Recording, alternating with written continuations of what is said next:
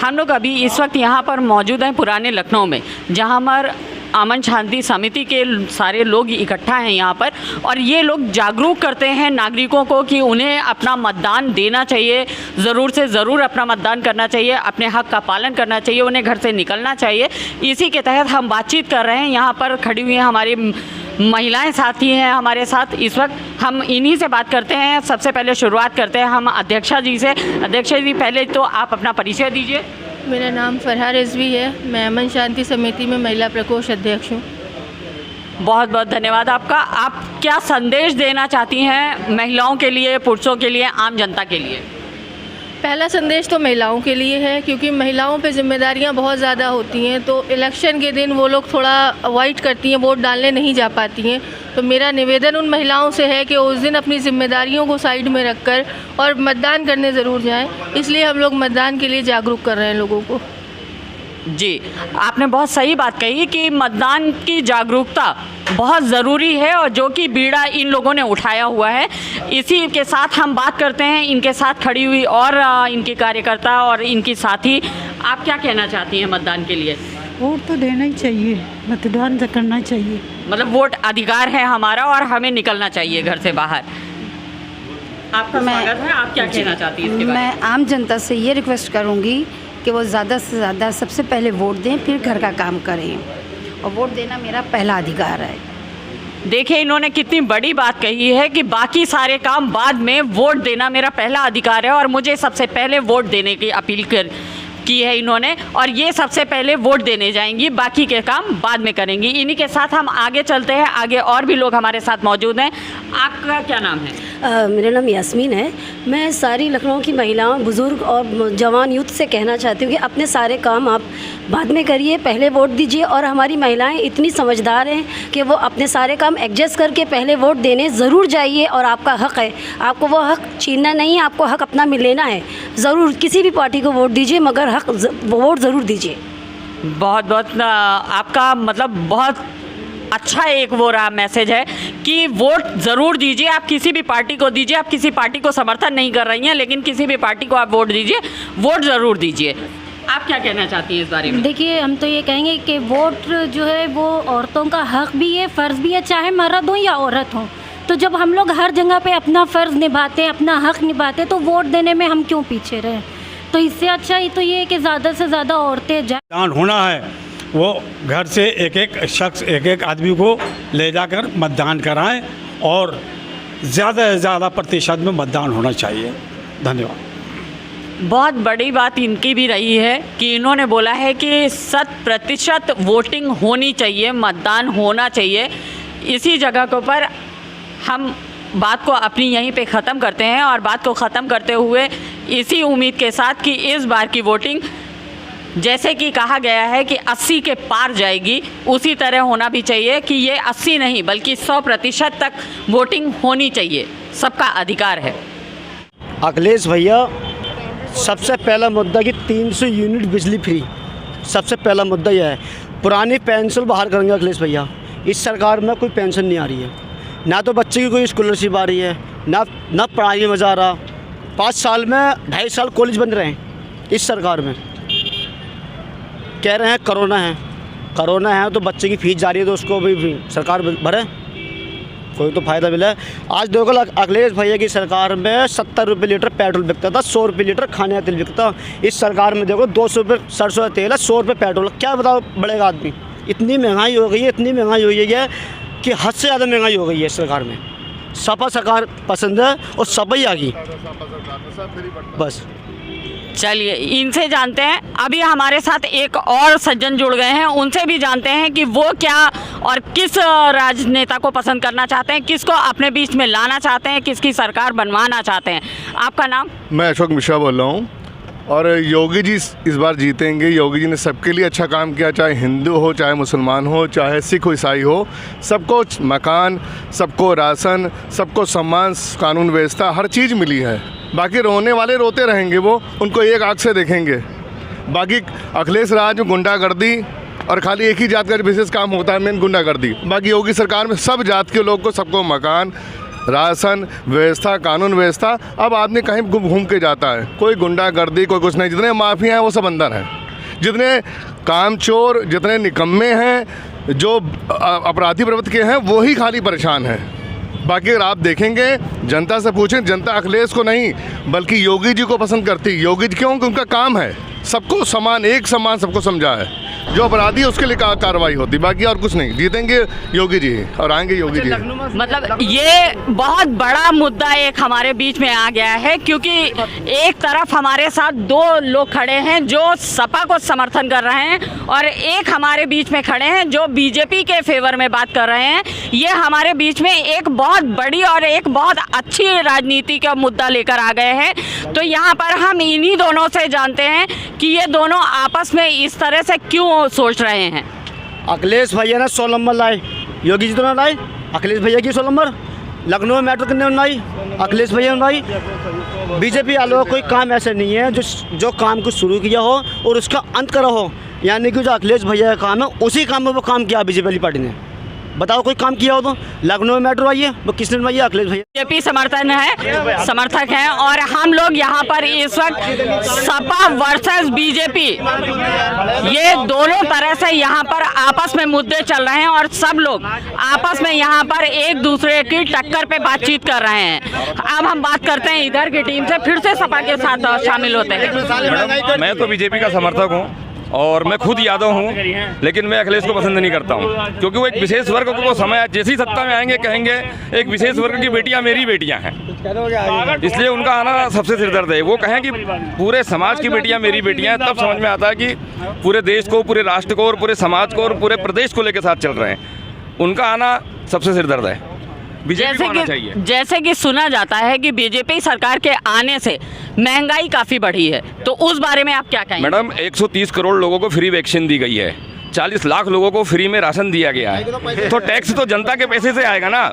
जब जनता के टैक्स जनता के टैक्स से पैसा आएगा तो महंगाई तो बढ़ना है। एक चीज बताइए, एक सवाल बताइए, फिर यहाँ एक मिनट एक सवाल का जवाब दीजिए। जब बीजेपी और सपा का चल रहा है और आप कह रहे हैं कि बीजेपी ने फ्री में वैक्सीन लगाई, लेकिन पैसा तो जनता की जेब से निकला है सर। महंगाई तो तभी बढ़ेगी ना जब अगर आप फ्री चीज बांट रहे हैं तो कहीं से टैक्स तो बढ़ेगा ही। सरकार की अर्निंग तो टैक्स ही है ना। तो फिर सरकार ने फ्री में कहाँ वैक्सीन दी, ये आप बताइए। अगर फ्री वैक्सीन नहीं देती और लोगों से पैसा लेती तो महंगाई ऑटोमेटिक घट जाती, आपको जेब में 10 रुपए हैं और आपने मुझे 5 रुपए दे दिए और 5 रुपए का आप घर खर्च चल रहे हैं, तो कैसे चलेगा? आप वैक्सीन का अगर मुद्दा किया जा रहा है, योगी जी ने एक काम तो किया है। योगी जी ने ये काम किया है कि जैसे इलाहाबाद का नाम प्रयागराज दिया, ये काम बागी में करें। गलत काम करे योगी जी ने। इसमें गलत क्या हुआ है ये बता दीजिए कि इलाहाबाद का प्रयागराज हो गया, तो इसमें दिक्कत क्या है? क्या और क्या बदल गया इनसे? क्या और क्या बदल गया? ये कह रहे हैं भैया वैक्सीन गई है, वैक्सीन किसी पैसे गई? हमारी जेब से गई है, हमारे पैसे से गई है। सुनिए डिसीजन लेती है। सपा सरकार में 70 रुपए लीटर पेट्रोल बिकता था और 100 रुपए लीटर खाने का तेल बिकता था। आज बीजेपी की सरकार में देखो 200 रुपए लीटर खाने का तेल है और 100 रुपए लीटर पेट्रोल है। क्या जनता बढ़ेगी? जब अगर फ्री चीजें बटेंगी, उसकी अर्निंग कहीं ना कहीं से सरकार, रेवेन्यू तो सरकार ही जनरेट करेगी ना, तो कहीं से महंगाई बढ़ेगी। वो तो सही। चलिए, अभी एक हमारे साथ एक नए व्यूअर जुड़ गए हैं, हम उनसे भी जान लेते हैं कि उनकी क्या सोच है इस बारे में। जी, मेरा नाम उत्कर्ष है। जैसा कि आप महंगाई की बात कर रही हैं, तो आज से अगर हम देखें 8 साल पहले या 10 साल पहले जब मैं गांव में रहता था तो मेरे लिए 10 रुपये वो बहुत महत्वपूर्ण रहता था। लेकिन और साइकिल अगर मैं ले लेता तो बहुत बड़ी बात थी साइकिल की। और आज मैंने अपने पैरों में खड़ा होकर अपने पैरों पे और कुछ हुनर ऐसा सीखा जो खुद आज हम काम कर रहे हैं, अपना और नौकरी कर रहे हैं, और आज साइकिल से नहीं बल्कि आज हम कार पे चल रहे हैं। तो ये साइकिल से कार पे आप किस तरह से आए? देखिए, ये मेरी खुद की मेहनत है, मैं किसी पार्टी से नहीं जुड़ा हुआ, मेरी खुद की मेहनत है ये। और मैं ये जानता हूँ कि अगर किसी के पास में हुनर है, अगर वो हुनर सीख लेता है तो वो ज़रूर आगे बढ़ता है। अगर मैं इसकी स्टोरी बताऊँ आपको, तो मैं एक मोबाइल बनाने वाला आदमी था जो कि मोबाइल रिपेयरिंग करता था दुकान पे, सीखा था 2013 में। और उसके बाद मैंने जब 13 में सीखा और 14, 15, 16 तक मैंने मोबाइल बनाया और 17 में जब मेरी प्रधानमंत्री कौशल विकास केंद्र में मेरी नौकरी लगी और वहाँ से मैं धीरे धीरे बढ़ता गया और आज मैं जो है अपने पैरों पे खड़ा हूँ और घर वालों को भी मैं सपोर्ट कर रहा हूँ।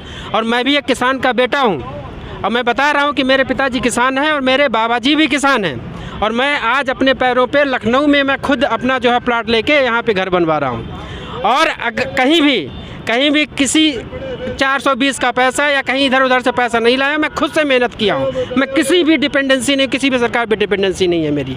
लेकिन अगर आप महंगाई की बात करें तो महंगाई नहीं बढ़ी है। अगर आज से 10 साल पहले अगर हम 100 रुपये कमाते थे और आज की अगर बात करें तो आज वो कमाई 500 रुपये है। 500 नहीं बल्कि 1000 हो गई है। 1000 हो गई है, बिल्कुल आपकी बात सही है। 100 को अगर हम 10 गुना बढ़ा देते हैं, देखिए अगर उस टाइम में सस्ता था तो आज के टाइम में उतना महंगा है तो उतना ही हमें अर्न करना पड़ेगा। बिल्कुल करना पड़ेगा, ये अपने पे डिपेंड है। अगर हम 10 बच्चे पैदा कर देते हैं और अगर कहते हैं कि महंगाई बढ़ गई है तो ये गलती हमारी है।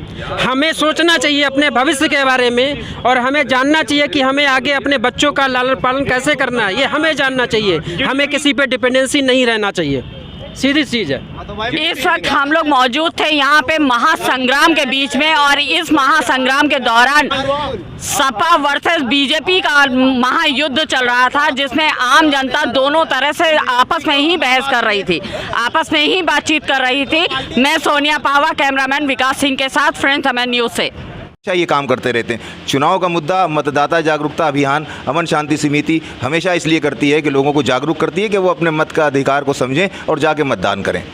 मतलब ये समाज सेवा की जहाँ पे बात आ रही है तो समाज सेवा ये करते ही रहते हैं, लेकिन समाज सेवा के साथ साथ ये जागरूकता अभियान भी है, क्योंकि अभी इलेक्शन का टाइम चल रहा है। सारी राजनीतियाँ एक साथ हैं और एक उनका मतदान होना है 23 फरवरी को यहाँ लखनऊ में मतदान होना है। उसके तहत सबसे पहले सबको ये जागरूक कर रहे हैं कि उन्हें मतदान करना चाहिए। अब हम आगे इसी लाइन में बात करते हैं। आप अपना परिचय दीजिए सर। मैं मुख्तार अहमद कुरैशी, अमन शांति समिति का उपाध्यक्ष। मैडम, आज हम लोग का जो कार्य हुआ है ये अमन शांति समिति की तरफ से एक मतदाता जागरूकता के लिए हम सब ने मिलकर एक लंबी एक रैली निकली हम लोगों की और डोर टू डोर लोगों को पंपलेट बांट के जागरूक किया। इसलिए किया है कि आप लोग 5 साल में हम लोग का ये अधिकार है कि एक दिन जो है हम लोग का ये वोट डालने का टाइम आता है, तो लिहाजा हम लोग का यही एक जागरूकता एक अभियान चलाया कि आप लोग पहले मतदान करें, बाद में कुछ और काम करें। और हम लोगों ने औरतों को भी यही बताया है कि पहले आप लोग मतदान करिए, बाद में जलपान करिए। ये हम लोगों का एक नारा था। ये आज हम लोगों ने आज आखिरी दिन था हम लोगों ने, तो इसलिए मेहनत बहुत करी है और लिहाजा ये जिस दिन वोटिंग मतदाता होगा उस दिन हम लोग डोर टू डोर जाके लोगों को और जागरूक करेंगे। लेडीज़ों को घर से निकालेंगे, जो बूढ़े लोग हैं, जो लाचार लोग हैं, उन लोगों को पूरी सुविधा हमारी अमन शांति समिति के लोग पूरी टीम लगेगी और इस पर काम करेगी। बहुत अच्छी बात आपने कही कि आप लोग खुद मतलब आप लोग घर घर जाकर बड़े बुज़ुर्गों को जो इस लायक नहीं है कि वो खुद से चल के जा सके, आप उन्हें सपोर्ट करेंगे मतदान केंद्र तक ले जाकर उनसे मतदान करवाने के लिए। आपसे एक छोटा सा सवाल है कि जैसे बहुत सारे लोगों को दिक्कत आ रही है इस वक्त कि उनके कुछ लोगों के वोटर कार्ड कैंसिल कर दिए गए हैं या वो उनका रेजिडेंस अपना नहीं था, किराए के घर में रहते थे, उनके कार्ड एक्सपायर हो गए हैं या किसी भी तरह से वो मतदान नहीं कर पा रहे, तो उस पर आप क्या सरकार से कहना चाहेंगे या उन मतदाताओं से कहना चाहेंगे कि वो किस तरह से जाके अपने हक का प्रयोग कर सकते हैं? सबसे पहले मैडम आपको ये बात बताएं कि ये निर्वाचन का मामला है, इलेक्शन कमिश्नर का मामला है, लेकिन हम लोग जनता और प्रशासन के बीच की कड़ी का काम करते हैं। हम लोग जनता का भी दुख बताते हैं और सरकार का भी दुख बताते हैं, लेकिन जोड़ने का काम करते हैं। जहाँ तक सवाल वोटिंग ना होने का है कि लिस्ट में नाम नहीं, अक्सर ये देखा जाता है, आपकी कंप्लेन बिल्कुल सही है कि लिस्टों में नाम नहीं होता जिसके, और इस पर काम करेगी। बहुत अच्छी बात आपने कही कि आप लोग खुद मतलब आप लोग घर घर जाकर बड़े बुज़ुर्गों को जो इस लायक नहीं है कि वो खुद से चल के जा सके, आप उन्हें सपोर्ट करेंगे मतदान केंद्र तक ले जाकर उनसे मतदान करवाने के लिए।